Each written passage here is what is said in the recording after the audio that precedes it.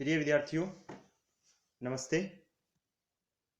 तो बेटा, हम आपकी जो संचयन पुस्तक है उसका जो तीसरा लेसन है, कैप्टन विक्रम सिंह द्वारा रचित कल्लू कुम्हार की ऊनाकोटी पाठ पढ़ रहे थे। तो पाठ के दो भाग हमने पढ़ लिए हैं।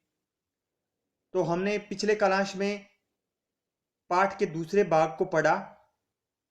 तो आइए थोड़ा सा हम देखते हैं भी हमने पाठ के उस भाग को कितना समझा।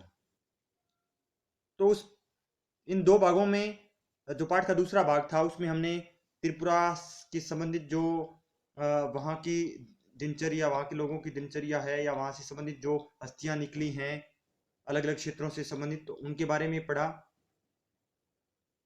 तो एक स्थान पर जो लेखक हैं वो ये बात कहते हैं भी त्रिपुरा में जो संगीत की जड़ें हैं वो बहुत गहरी प्रतीत होती हैं। तो वो ऐसी बात क्यों कहते हैं? तो जब पाठ का दूसरा भाग हमने पढ़ा था तो हमने क्या पढ़ा था? अभी जो त्रिपुरा जो राज्य है वहां पर क्या है, बहुत से महत्वपूर्ण, बहुत से प्रसिद्ध जो संगीतकार वहां पर हुए हैं उस क्षेत्र से। जैसे एक दो संगीतकारों में हमने पढ़ा था कि किस तरह जो एस डी वर्मन है, जो आज भी बॉलीवुड में बहुत अच्छे संगीतकार हैं, तो वो इससे त्रिपुरा क्षेत्र से ही आते हैं। इसके अतिरिक्त हमने एक हेमंत नाम का जो एक संगीतकार है या जो संगीत में रुचि रखने वाले जो व्यक्ति हैं उनके बारे में पढ़ा। फिर हमने एक महिला के बारे में पढ़ा भी, वो भी क्या है, संगीत में विशेष रुचि रखती है। ठीक है। और ये यहाँ पर क्या है, कुछ लोगों में कुछ ऐसे समुदाय हैं यहाँ पर त्रिपुरा क्षेत्र में भी, ऐसे लोग क्या है भी इस कला में विशेष निपुण हैं। भी जो थाप वाले वाद्य यंत्र हैं जैसे तबला है, ढोल है इत्यादि के निर्माण में यहाँ और मरम्मत का काम भी यहाँ पर होता है। तो इस तरह इन सारी चीजों को देखकर लेखक ने ये बात कही थी भी त्रिपुरा में जो क्या है, संगीत की जो जड़ें हैं वो बहुत गहरी प्रतीत होती है। तो जो एक तो वो जो महिला थी मंजू ऋषिदास हैं, वो भी एक मोची समुदाय में से थी, लेकिन वो भी गाने में एक विशेष उनकी रुचि थी, गाने का अनुभव था उनका। ठीक है। वो एक लोक गायक जो लोक गायिका थी। और एक लोक गायक के बारे में हमने पढ़ा था जिनका नाम था हेमंत कुमार जमातिया, इसलिए वो ये बातें कहते हैं। दूसरी महत्वपूर्ण बात दूसरे कालांश में थी भी, जो लेखक हैं उनको टीलिया मुरा से मनु तक की यात्रा लेखक को सीआरपीएफ की जो सुरक्षा है उसमें क्यों करनी पड़ी थी। तो ये बात हमने इसके बारे में जाना था भी, किस तरह टीलिया मुरा से जो मनु तक का जो सफर है वो क्या है, वहां पर काफी घने जंगल हैं और साथ में वहां पर कुछ आतंकवादी संगठनों से संबंधित जो लोग हैं वो उन जंगलों में रहते हैं।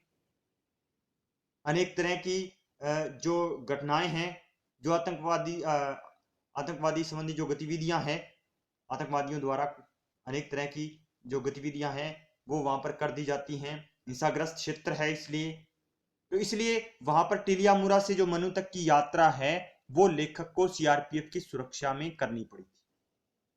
फिर हमने पढ़ा था भाई किस तरह उन्होंने यात्रा की थी, भी किस तरह जो लेखक का काफिला है वो एक हथियारबंद गाड़ी में वो आगे आगे चल रहे थे। ठीक है। तो ये सब कुछ हमने पाठ के दूसरे कालांश में हमने पढ़ा था। तो पाठ के दूसरे भाग में हमने त्रिपुरा की संस्कृति और वहां की कुछ समस्याओं के बारे में पढ़ा। अब हम पाठ के अगले भाग में त्रिपुरा के बारे में कुछ और जानते हैं। तो इस कुछ और जानने के लिए हम हमारा जो पाठ का तीसरा भाग है वहां से शुरू करते हैं।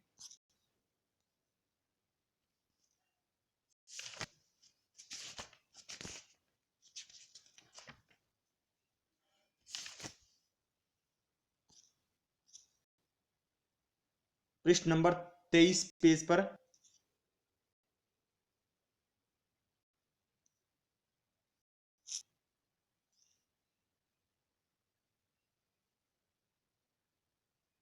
4 व्यक्ति संभाले हुए थे, यहां तक हमने पढ़ लिया था। आगे देखिए आप,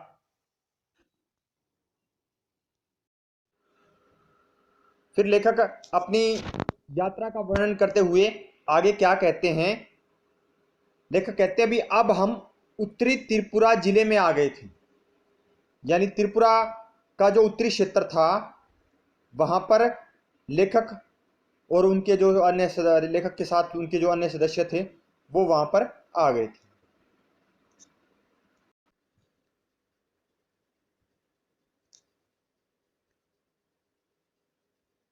यहाँ की लोकप्रिय घरेलू गतिविधियों में से एक है अगरबत्तियों के लिए बांस की पतली सीखें तैयार करना। अब वहां के जो कार्यों का वर्णन करता हुआ जो लेखक कहता है कि जो उत्तरी जो त्रिपुरा जिला है वहां के जो लोग हैं, वहां का एक प्रसिद्ध जो काम है वो क्या है भी जो अगरबत्तियां होती हैं जो हम पूजा घरों में प्रयोग करते हैं, उसके लिए जो बांस की जो पतली सीखें तैयार होती है वो उस उत्तरी त्रिपुरा जिले में, उत्तरी त्रिपुरा के जो जिले हैं वहां पर तैयार होती है। अगरबत्तियां बनाने के लिए इन्हें कर्नाटक और गुजरात भेजा जाता है। फिर वो सीखें तैयार करने के बाद वो अगरबत्तियां पूरी तैयार करने के लिए वो उन्हें क्या है कर्नाटक और गुजरात भेजा जाता है। उत्तरी त्रिपुरा जिले का मुख्यालय कैलाश नगर है। जो उत्तरी जो क्षेत्र है त्रिपुरा का उसका जो मुख्यालय है वो कैलाश शहर है। और ये हमने पहले कालांश में पढ़ा था भी जो कैलाश शहर है वो त्रिपुरा का एक मुख्य शहर है। ये कैलाश शहर कहाँ है, जो बांग्लादेश की सीमा के काफी करीब है, काफी नजदीक है। फिर लेखक कहते हैं भी मैंने यहाँ के जिला अधिकारी से, यानी जिला के जो प्रमुख अधिकारी से थे उनसे मुलाकात की, जो केरल से आए एक नौजवान निकले, यानी उनकी जो क्या है वो केरल से स्थानांतरित हुए थे, यहाँ केरल से संबंध रखने वाले वो अधिकारी थे। मिलनसार, तेज तर्रार यानी बहुत तेज, मिलनसार यानी सभी से अच्छी तरह घुलने मिलने वाले व्यक्ति, और उत्साह बढ़ाने वाले वो व्यक्ति थे। चाय के दौरान उन्होंने मुझे बताया कि टीपीएस यानी टरू पोटैटो सीड्स, यानी जो आलू की खेती है, आलू के जो बीज हैं उसकी जो खेती को त्रिपुरा में खासकर उत्तरी जिले में किस तरह सफलता मिली है।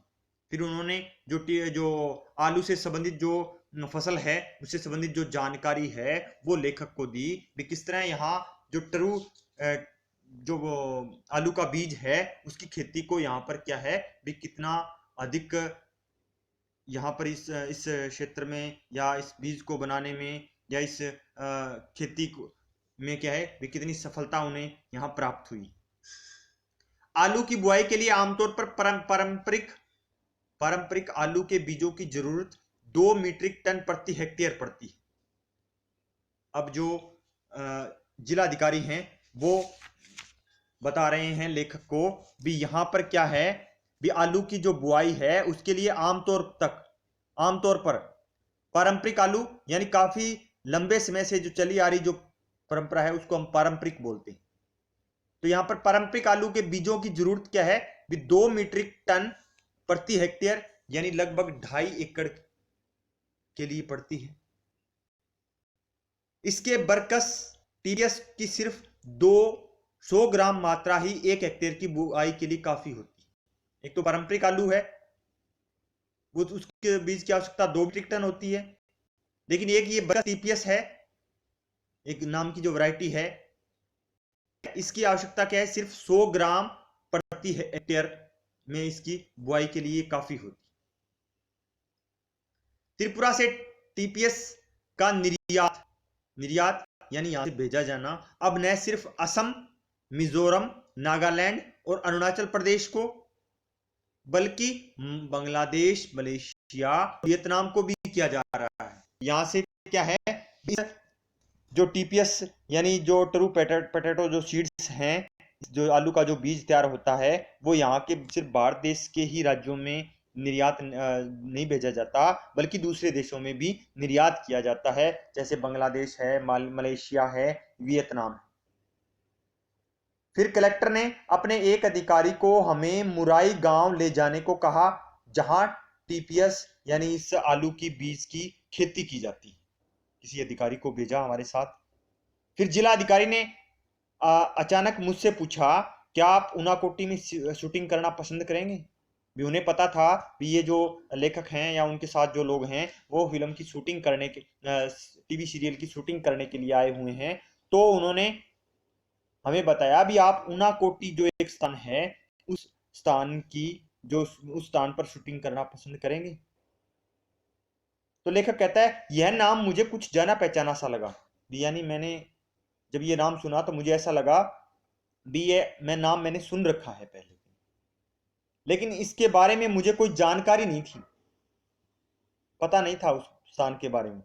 जिला अधिकारी ने आगे बताया भी यह भारत का सबसे बड़ा नहीं तो सबसे बड़े शैव तीर्थों में, शैव तीर्थ यानी जो शिव के जो तीर्थ हैं उनमें से एक है। भी इस भारतवर्ष में जितने भी शिव के बड़े बड़े तीर्थ हैं उन तीर्थों में से सबसे बड़ा तीर्थ है, जो बड़े तीर्थ हैं उनमें से ये एक है। संसार के इस हिस्से में जहां युगों से स्थानीय आदिवासी धर्म ही फलते फूलते रहे हैं, एक शैव तीर्थ। संसार के इस हिस्से में यानी ये जो हिस्सा है जहां पर अब हम हैं, यहाँ युगों से यानी काफी प्राचीन समय से स्थानीय जो आदिवासी लोग हैं उनमें क्या है, आदिवासी धर्म ही फलते फूलते रहे हैं, और उनमें से एक ये जो शिव का तीर्थ है। जिलाधिकारी के लिए मेरी उत्सुकता स्पष्ट थी। यह जगह जंगल में काफी भीतर है। जिस जगह उन्होंने उनाकोटी का जो बताया था वो ये जंगल के काफी अंदर है। हालांकि यहां से इसकी दूरी सिर्फ 9 किलोमीटर है। जहां पर वो जो लेखक है और जो जिलाधिकारी जहां पर थे वहां से जो दूरी थी वो सिर्फ 9 ही किलोमीटर थी। अब तक मेरे ऊपर इस जगह का रंग चढ़ चढ़ चुका था, यानी लेखक की एक लालसा हो रही थी भी उस स्थान को क्या है वो जल्दी से देखे। तिलियामुरा से मनु तक की यात्रा कर लेने के बाद मैं खुद को ज्यादा साहसी भी महसूस करने लगा था। यहाँ का इस तरह का जो क्षेत्र है वो लेखक को बहुत पसंद आया। तो जो टिलियामुरा से मनु तक की जो उन्होंने यात्रा की थी सीआरपीएफ की सुरक्षा में, तो उसके बाद में क्या है जो लेखक है वो खुद ही एकदम से जो उसके अंदर उत्साह है वो और ज्यादा बढ़ गया था। मैंने कहा कि मैं निश्चय ही वहां जाना चाहूंगा। लेखक ने जिलाधिकारी को यह बात कही, और यदि संभव हुआ तो इस जगह की शूटिंग करना भी मुझे अच्छा लगेगा। मैं शूटिंग भी वहां करना चाहूंगा, उस जगह को देखना भी चाहूंगा। लेखक ने ये अपनी जो इच्छा है वो व्यक्त की। अगले दिन जिलाधिकारी ने सारे सुरक्षा इंतजाम किए और यहां तक कि उनाकोटी में ही हमें लंच कराने का प्रस्ताव भी रखा। ये सारे प्रबंध जिलाधिकारी ने की। लेखक कहता है वहां हम सुबह 9 बजे के आसपास पहुंच गए, लेकिन 1 घंटे हमें वहां पर इंतजार करना पड़ा। किस बात का? क्योंकि खासे ऊंचे पहाड़ों से घिरे होने के चलते इस जगह सूरज की रोशनी 10 बजे ही पहुंच पाती है। अब जो क्षेत्र था उनाकोटी वो काफी ऊंचे ऊंचे पहाड़ों से घिरा हुआ है। तो ऊंचे ऊंचे पहाड़ों से घिरा होने के कारण जब सूर्य उदय होता है तो वो काफी नीचे होता है, तो जिसके कारण वहां पर प्रकाश नहीं जा पाता था। तो लेखक को लगभग 1 घंटे का इंतजार करना पड़ा ताकि जो सूरज की रोशनी है वो क्षेत्र में आ सके, अच्छी तरह से दिखाई दे सके सब कुछ। फिर उनाकोटी का मतलब है 1 कोटि यानी 1 करोड़ से एक कम। फिर उन्हें यहां बताया गया भी जो उनाकोटी है उसका अर्थ है भी 1 कोटि यानी 1 करोड़ से एक कम, इसलिए इसको उनाकोटी कहा जाता है। दंत कथा के अनुसार यानी वहां के लोग जो लोग हैं, जो वहां पर जो लोग रहते हैं, जो आदिवासी लोग रहते हैं या जो अन्य लोग रहते हैं, उनमें एक कथा प्रचलित है जिसे हम दंत कथा बोलते हैं। उसके अनुसार उनाकोटी में शिव की 1 कोटि से एक कम मूर्तियां हैं, यानी शिव की वहां पर 1 करोड़ से सिर्फ एक कम मूर्ति है। विद्वानों का मानना है कि यह जगह 10 वर्ग किलोमीटर से कुछ ज्यादा इलाके में फैली है, और पाल शासन यानी ये एक राजवंश रहा है, पाल शासन उस क्षेत्र में। इस राजवंश ने काफी समय तक राज किया है। तो वह पाल जो शासन था, उस पाल शासन के दौरान 9वीं से 12वीं सदी तक यानी 300 वर्षों में यहाँ चहल पहल रहा करती थी। यानी पाल राजवंश जब था तो इस क्षेत्र में क्या है भी काफी गतिविधियां यहाँ पर होती थी, काफी चहल पहल होती थी। पहाड़ों को अंदर से काटकर यहाँ विशाल आधार मूर्तियां बनी हैं। यहाँ पर जो भी मूर्तियां बनाई गई हैं वो क्या है, पहाड़ों को अंदर अंदर काट कर, जो वहीं पर पहाड़ थे उनको अंदर अंदर काट कर जो मूर्तियां हैं वो बनाई गई। एक विशाल चट्टान ऋषि भागीरथ की प्रार्थना पर स्वर्ग से पृथ्वी पर गंगा के अवतरण यानी गंगा के उदित होने के मिथक, यानी मिथक होता है एक पौराणिक कथा, प्राचीन कथा, उसको भी चित्रित करती हैं। भी एक विशाल चट्टान पर इस तरह की कुछ अंकित किया गया है या दर्शाया गया है भी, जिस पर जो भगवान भागीरथ की प्रार्थना, ऐसा भी उस चट्टान पर लिखा गया है भी ऋषि भगवान भागीरथ हैं जो उनकी प्रार्थना पर ही जो गंगा का अवतरण हुआ था। इस तरह की वहां की एक पौराणिक कथा है, प्राचीन कथा है, उसको वो व्यक्त करती है वो जो चट्टान है। गंगा अवतरण के धक्के से कहीं पृथ्वी धंसकर पाताल लोक में न चली जाए, लिहाजा शिव को इसके लिए तैयार किया गया कि वे गंगा को अपनी जटाओं में उलझा लें।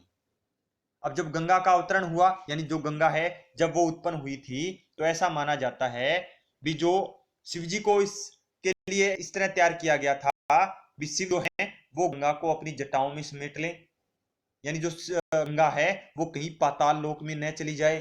तो इसलिए भी शिव ने क्या है भी अपनी जटाओं के अंदर जो गंगा नदी है उसको समेट लिया,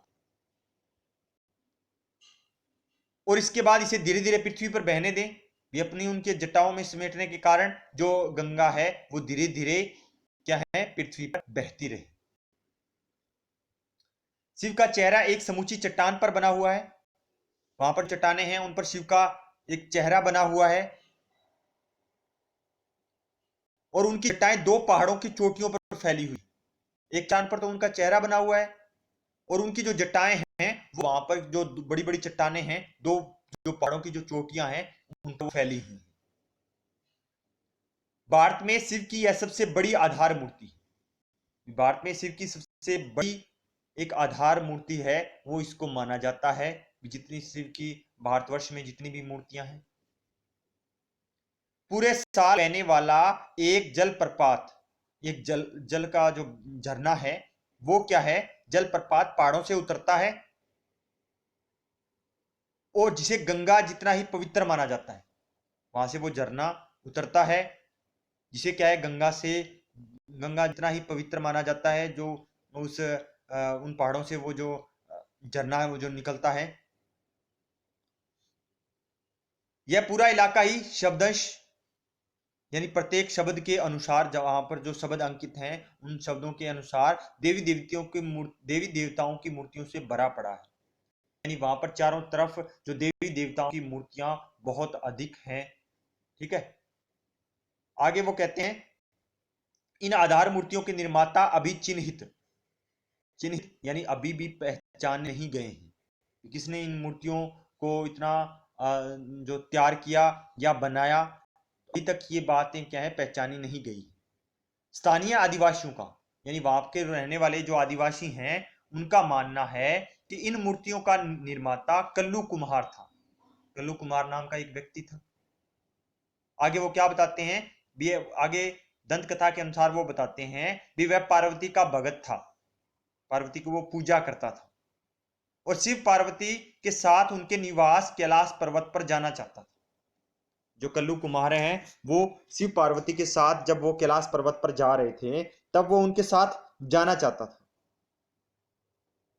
पार्वती के जोर देने पर, पार्वती का वो अनन्य भक्त था, तो पार्वती ने जब जोर देकर कहा, पार्वती के जोर देने पर शिव कल्लू को कैलाश ले जाने के लिए तैयार हो गए। पार्वती हट कर रही थी, जो कल्लू कुमार है वो हमारे साथ कैलाश जाएगा, और वो तैयार भी हो गए। लेकिन इसके लिए शिव ने यह शर्त रखी कि उसे एक रात में शिव की 1 कोटि मूर्तियां बनानी होंगी। लेकिन उन्होंने शर्त रख दी भी इस कल्लू कुम्हार को एक रात में 1 करोड़ मूर्तियां शिव की बनानी होंगी। फिर कल्लू अपनी धुन के पक्के व्यक्ति की तरह काम में जुट गया। और जैसे ही कल्लू को इस शर्त के बारे में पता लगा तो कल्लू जो कुम्हार है वो मूर्तियां बनाने में या उन पहाड़ों पर जो चित्रकला करने में व्यस्त हो गया, तैयार हो गया, काम शुरू कर दिया उसने मूर्तियां बनाने का। लेकिन जब भोर हुई यानी सुबह हुई तो क्या है, मूर्तियां 1 कोटि से यानी 1 करोड़ से एक कम निकली। कल्लू नाम की इस मुसीबत से पीछा छुड़ाने पर अड़े शिव ने इस बात को बहाना बनाते हुए कल्लू कुम्हार को अपनी मूर्तियों के साथ ऊनाकोटी में ही छोड़ दिया। भी जब शिव ने 1 करोड़ की जो 1 करोड़ मूर्तियां बनाने के लिए कहा था, लेकिन जब जो सुबह हुई तब क्या है भी जो शिव हैं उन्होंने कहा भी जो कल्लू कुमार की जो मूर्तियां हैं वो 1 करोड़ से कम हो गई हैं, और इसलिए उन्होंने जो कल्लू कुम्हार है उसको ऊनाकोटी में ही छोड़ दिया और चलते बने। और वहां से वो कैलाश के लिए प्रस्थान कर दिया उन्होंने। फिर लेखक बताते हैं भी इस जगह की शूटिंग करते करते शाम के 4 बज गए।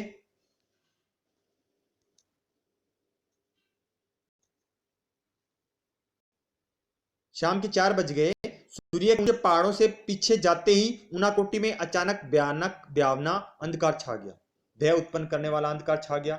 जैसे ही जब सूर्य है वो क्या है, अस्त हो रहा था, तो अस्त होने के कारण वहां ऊंची ऊंची पहाड़ियों के कारण अंधेरा समय से पहले ही होने लगा। भयानक अंधकार वहां पर छा गया। मिनटों में जाने कहां से बादल गिराए। फिर तुरंत ही बात क्या है, जैसे ही जो सूर्य उदय अस्त होने वाला था तो उस अस्त होने से पहले ही क्या है भी जो बादल हैं वो आकाश में छाने लगे। जब तक हम अपने उपकरण समेटें, यानी शूटिंग के जो उपकरण उन्होंने लगा रखे थे शूटिंग के लिए वो उपकरण उन्होंने क्या है संभाले, तब तक क्या है बादलों की सेना यानी जो बादल उमड़ घुमड़ कर छाने लगे, इधर उधर बादल छाने लगे। तो उसके बाद क्या है भी जो बादलों की सेना गर्जन तर्जन के साथ, गर्जन बादल हैं वो गर्जना करने लगे, बिजली चमकने लगी, गर्जन तर्जन के साथ कहर बरपाने लगी। शिव का तांडव शुरू हो गया था, जो कुछ वैसा ही था जिस तरह शिव का तांडव होता है तेज तर्रार, उसी तरह जो आकाश में क्या है जो बादल हैं वो तांडव कर रहे थे। जैसा मैंने 3 साल बाद जाड़े की एक सुबह दिल्ली में देखा और जिसने मुझे एक बार फिर ऊनाकोटी पहुंचा दिया था, और वैसा ही क्या है भी मैंने आज काफी समय बाद 3 साल बाद ऐसा ही मौसम देखा जैसा ऊनाकोटी में था। तो लेखक को लगता है कि आज फिर मैं जो कहें कैप्टन विक्रम सिंह वो कहते हैं भी आज फिर मैं इस तरह का जो मौसम है उसको देखकर ऊनाकोटी पहुंच गया। तो ये पाठ आपका समाप्त होता है। आगे देखिए इस पाठ के प्रश्न उत्तर। अब आप देखिए, पहले आप पाठ का मूल भाव देखिए, उसके बाद में प्रश्न उत्तर देखते हैं। तो मूल भाव क्या है, ऊनाकोटी कल्लू कुमार की मेहनत और तपस्या का फल है।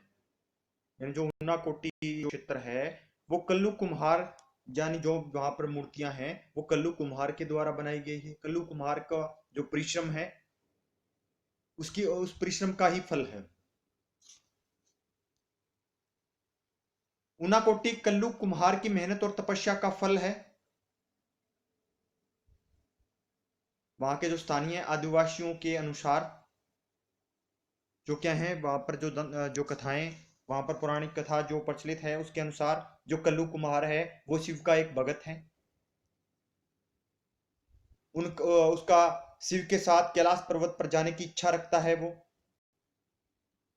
लेकिन जो शिव हैं वो कहते हैं भी पार्वती जब बार बार शिव को क्या है हट करती है, शिव को कहती हैं भी जो कल्लू कुमार है वो हमारे साथ कैलाश पर्वत चलेगा। लेकिन इस बात के लिए भगवान शिव हैं वो इस बात के लिए एक शर्त रख देते हैं भी उसे साथ ले जाने के लिए शिव को उसे क्या है भी एक रात में 1 करोड़ मूर्तियां बनानी होंगी। फिर कल्लू रात भर क्या है मूर्तियां बनाता है और तैयार करता है, किंतु सुबह होने तक 1 करोड़ से जो एक मूर्ति कम रह जाती। और इस तरह जो शिव हैं वो जो उनाकोटी जो सॉरी कल्लू कुमार हैं उन्हें उस क्षेत्र में ही मूर्तियों के साथ ऐसा माना गया है भी वही छोड़ जाते। तो ये इस पाठ का मूल भाव था। आगे देखिए इस पाठ के प्रश्न उत्तर। अब देखिए आप कल्लू कुमार की उनाकोटी एनसीईआरटी संचयन के प्रश्न। तो बहुत प्रश्न है। पहला प्रश्न है उनाकोटी का अर्थ स्पष्ट करते हुए बतलाएं कि यह स्थान इस नाम से क्यों प्रसिद्ध है। तो अर्थ हमने आज ही पढ़ा है भी उनाकोटी का अर्थ है 1 कोटि अर्थात 1 करोड़ से एक कम। तो यहां पर हमने पढ़ा था भी ये जो स्थान है उनाकोटी, यहां पर जो शिव की मूर्तियां हैं वो 1 करोड़ से एक कम है। अब इतनी अधिक मूर्तियां एक स्थान पर होने के कारण यह स्थान बहुत अधिक प्रसिद्ध है। प्रश्न नंबर 2 है पाठ के संदर्भ में उनाकोटी में स्थित गंगावतरण की कथा को अपने शब्दों में लिखिए। अब ये हमने पढ़ा था कि किस तरह जो गंगा का अवतरण हुआ था और किस तरह शिवजी ने अपनी जटाओं में समेट लिया था। ठीक है, तो उनाकोटी में जो पहाड़ों के अंदर से काटकर विशाल जो बड़ी बड़ी मूर्तियां हैं वो बनाई गई हैं। भी जो जब गंगा का अवतरण हुआ था तो ऐसा माना जाता है भी जो गंगा का अवतरण है वो कहीं पृथ्वी से पाताल लोक में न चला जाए, यानी गंगा का जो जल है वो कहीं पाताल लोक में गंगा का अवतरण न हो जाए। तो इसके लिए क्या है कि शिव को प्रसन्न किया गया था। तब इस बात से प्रसन्न होकर शिव ने क्या है जो गंगा को अपनी जटाओं के अंदर समेट लिया था और जो शिव द्वारा गंगा को अपनी जटाओं में समेटने के कारण जो गंगा नदी है वो धीरे धीरे बहने लगी। तो इस तरह जो एक शिव का चेहरा है वो एक पूरी चट्टान पर बना हुआ है और उनकी दो जो चोटियां हैं या उनकी जो जटाएं हैं वो 2 पहाड़ों की जो चोटियां हैं उस पर फैली हुई है। फिर हमने पढ़ा था अभी किस तरह यहां पर हम पूरे साल बहने वाला एक जल प्रपात यानी जल का एक झरना है। उस झरने को क्या है गंगा की तरह ही माना जाता है, गंगा की तरह ही पवित्र माना जाता है। तो ये गंगावतरण की कथा हमने आज ही पढ़ी है। आगे देखिए कल्लू कुम्हार का नाम उनाकोटी से किस प्रकार जुड़ गया। तो ये वहां के जो आदिवासी हैं उनके द्वारा जो कथा कही गई है उनके अनुसार जो कल्लू कुम्हार ने क्या है भी जो उनाकोटी की जो मूर्तियां हैं उनका निर्माण किया था। भी वह शिव का भगत था, कैलाश पर्वत पर शिव पार्वती के साथ जाना चाहता था। माता पार्वती भी हट करती हैं शिव से भी हम क्या है जो कल्लू कुम्हार हैं उनको साथ लेकर कैलाश पर्वत जाएंगे, लेकिन शिव लेकर नहीं जाना चाहते थे। तो उन्होंने एक शर्त रखी थी भी इस जो कल्लू कुम्हार है इसको क्या है भी एक रात में 1 करोड़ मूर्तियों का निर्माण करना होगा। और कल्लू कुम्हार इस कार्य में रात से ही क्या है परिश्रम करना आरंभ कर देते हैं उन मूर्तियों को बनाने में। लेकिन सुबह होने पर जब शिव द्वारा गिनती की जाती है तो एक मूर्ति कम निकलती है 1 करोड़ से। तो इस प्रकार शिव ने जो कल्लू कुमार है उसको वहीं पर छोड़ देते हैं। इस मान्यता के कारण क्या है इस स्थान का नाम कल्लू कुम्हार का जो नाम है वो उनाकोटी से जुड़ जाता है। आगे है कैलाश शहर के जिलाधिकारी ने आलू की खेती के विषय में लेखक को क्या जानकारी दी। अब कैलाश शहर के जो जिलाधिकारी थे उन्होंने आलू की खेती के बारे में लेखक को क्या क्या बताया था। तो लेखक को सबसे महत्वपूर्ण ये बात बताई दी थी पहले यहाँ पर क्या है, एक पारंपरिक आलू की खेती की जाती थी, यानी काफी लंबे समय से एक ही आलू के बीजों की बजाय यहाँ क्या है भी, पहले तो यहाँ एक ही तरह की खेती की जाती थी, और आलू के बीजों की बजाय यहाँ पर टीपीएस नामक एक अलग किस्म के आलू की बीज का प्रयोग किया जाता है।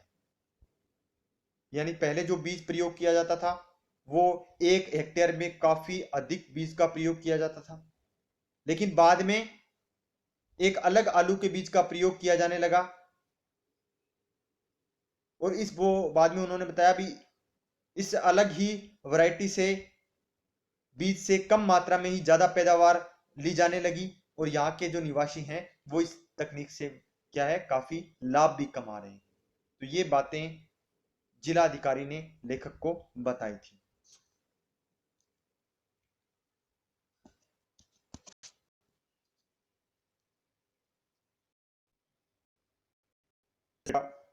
आज लिए इतना ही। तो आज आपको जो भी पाठ का तीसरा भाग हमने पढ़ाया है उस भाग को आपको अच्छी तरह से अध्ययन करना है। अध्ययन करने के बाद आपको जो भी प्रश्न आज करवाए गए हैं इन प्रश्नों को आपको फेयर नोटबुक में नोट करना है और अच्छी तरह से लर्न करना है। तो आज के लिए बेटा इतना ही। Have a nice day. It's okay बेटा।